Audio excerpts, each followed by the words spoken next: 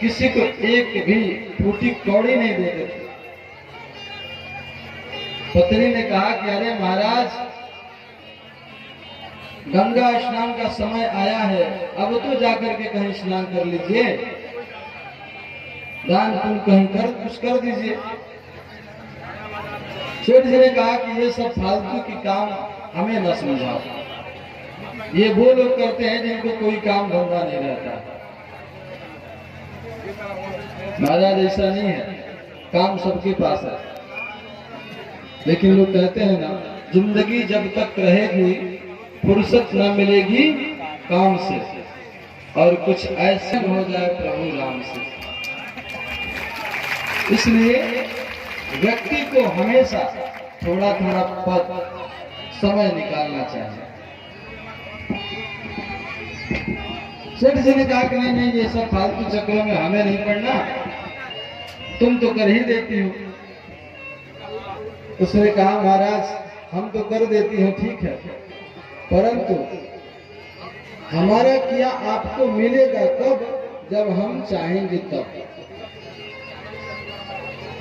देखिए, पति यदि कुछ भी करे, कोई भी पूजन पाठ यज्ञ अनुष्ठान करे, तो वह पत्नी को निस्संदेह प्राप्त हो जाता है। पति कोई भी धार्मिक कार्य करे तो वह पत्नी को उसमें से उसका भाग निकल जाता है। लोग कहते हैं आरक्षण मिल गया। आरक्षण महाराज आज से नहीं मिला है, भगवान ने ही आरक्षण दे दिया है पहले से।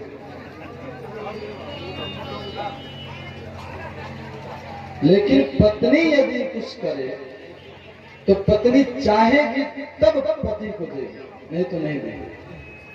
अर्थात यदि वो व्रत कर रही है और मन में यह निश्चय उसने किया, संकल्प किया कि इसका पुण्य प्रताप हमारे पति को मिल जाए, तो मिलता है, अन्यथा नहीं मिलता।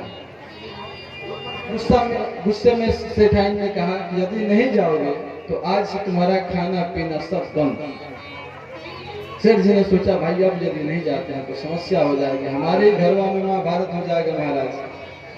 तो ये उस महाभारत को तो कृष्ण जी पार लगा दिए थे, हमारे घर में महाभारत होगा तो कोई पार लगाने वाला नहीं मिलेगा। सेठ जी गए बनारस घाट में, जाकर के उन्होंने देखा कि भाई 80 घाट पे बहुत सारे पंडा बाबा बैठे हुए हैं, दशाश्वमेध पे भी वैसे ही पंडा और भी ज्यादा हैं। उन्होंने सोचा कि जिस स्थान जो भी घाट है उस पे जाते हैं तो बहुत सारे पंडा बाबा रहते हैं, इससे बढ़िया है इन सब घाटों को छोड़ करके और कहीं ऐसे जगह पे चला जाए जहाँ पे कोई पंडा न रहता हो, कोई पंडित जी न रहता हो। और आगे श्मशान घाट था, कई लोग वहीं पे अंतिम क्रिया कर देते। सेठ जी ने सोचा कि इससे बढ़िया जगह अब कहीं नहीं मिलेगा। श्मशान में कोई भी पंडा नहीं आएगा, आराम से यहाँ पे स्नान करेंगे और दान पुण्य की तो बात ही हटा दीजिए। स्नान करने लगे, स्नान करके जो ही सेठ जी बाहर निकले, तुरंत एक पंडित जी आकर के उन्होंने कहा कि चलो भाई आपने स्नान तो कर लिया, आप संकल्प करो, दक्षिणा करो। सेठ जी ने कहा महाराज तुम कहाँ से टपके? अरे कम से कम श्मशान भी तो छोड़ दिया करो। पंडित जी ने कहा देखो अब इतना हमें तो पता नहीं है, हमारी वृत्ति यही है, हमारा कर्म यही है, तो हम कर रहे हैं अपने का। सेठ जी ने कहा महाराज ब्राह्मण होकर के और आप श्मशान में आ रहे हैं दक्षिणा लेने के लिए, पूजन करवाने के लिए, उचित नहीं है। पंडित जी ने मन ही मन कहा, क्योंकि वो पंडित जी थे नहीं, भोले बाबा थे। उन्होंने सोचा था कि सेठ की परीक्षा लेते हैं और देखते हैं कितना बड़ा कंजूस है।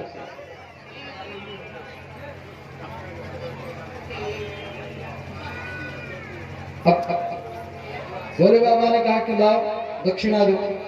सेठ जी ने कहा देखो महाराज अभी है नहीं हमारे पास, बस ऐसे ही चले आए हैं स्नान इत्यादि करने के लिए, तो स्नान कर लिए हम और आप हमें जाने दें।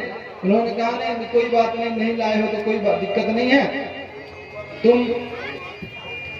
सो उन्होंने कहा,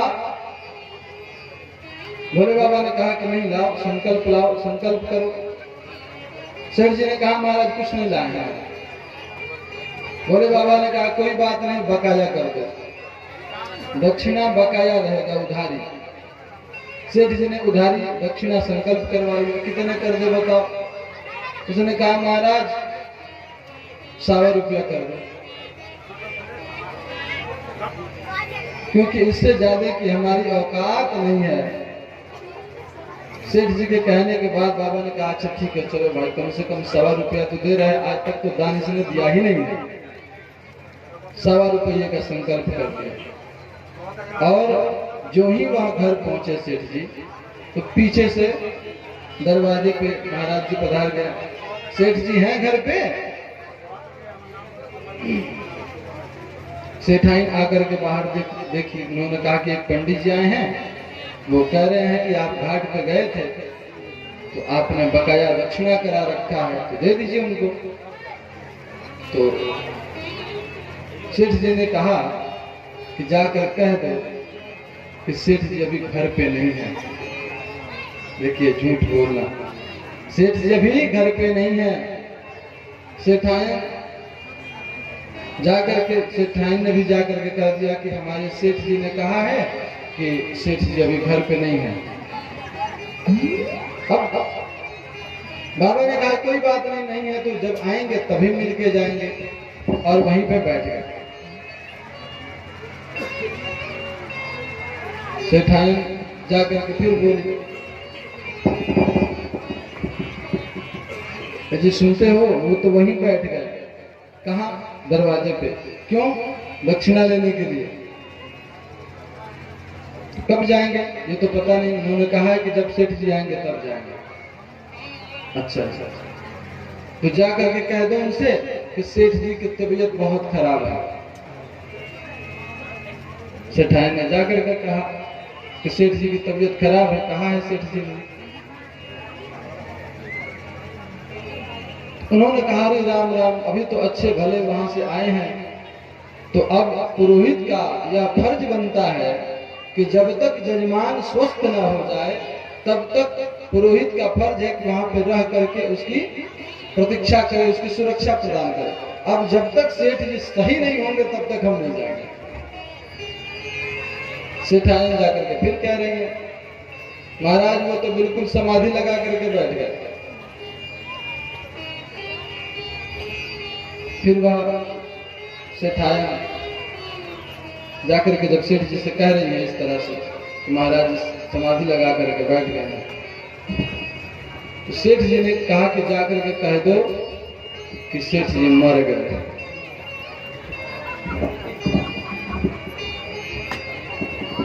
सेठाइन ने कहा अच्छे भले तो हैं, ऐसा क्यों कहते हैं?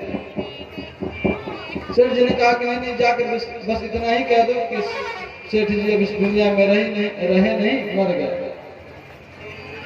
सेठाइन जाकर के वहां पे कह रही है, रोते रोते कह रही है कि क्या बताएं, अभी अभी बीमार थे, अभी अभी गंगा स्नान करके आए थे, बीमार हो गए, उसके बाद क्या बताएं आपको, अभी अभी सेठ जी मर गए।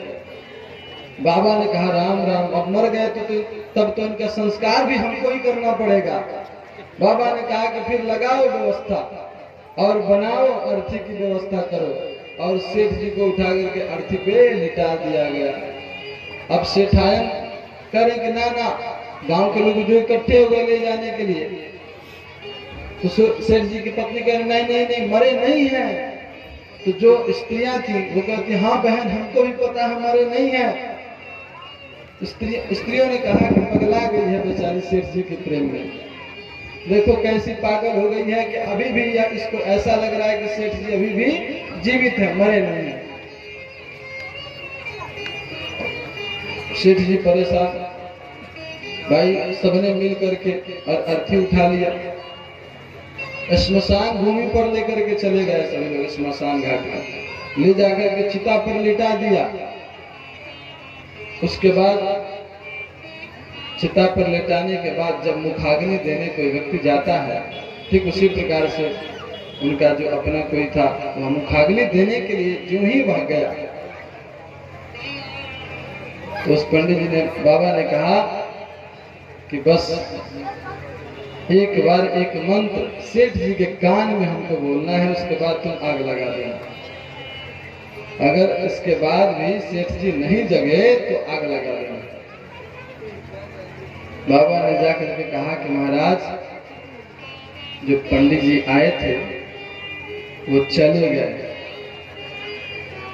ऐसा सुन करके सेठ जी ने आंख खोला, अच्छा चले गए, कहाँ गए? तब तक तो बाबा खड़े ही थे सामने। उन्होंने कहा बस कहीं नहीं गए, यहीं पे। अब तो लाओ दक्षिणा। सेठ जी ने कहा महाराज, श्मशान से हमारी और आपकी कथा शुरू हुई थी और श्मशान तक आ गए। महाराज अभी भी तो क्षमा कर दो हमको। बाबा ने कहा कि मांगो भक्त, तुम्हें क्या चाहिए, हम बहुत प्रसन्न हैं तुम पे। सेठ जी ने कहा महाराज, जो 100 रुपये जो दक्षिणा करवाए थे उसी को छोड़ दीजिए।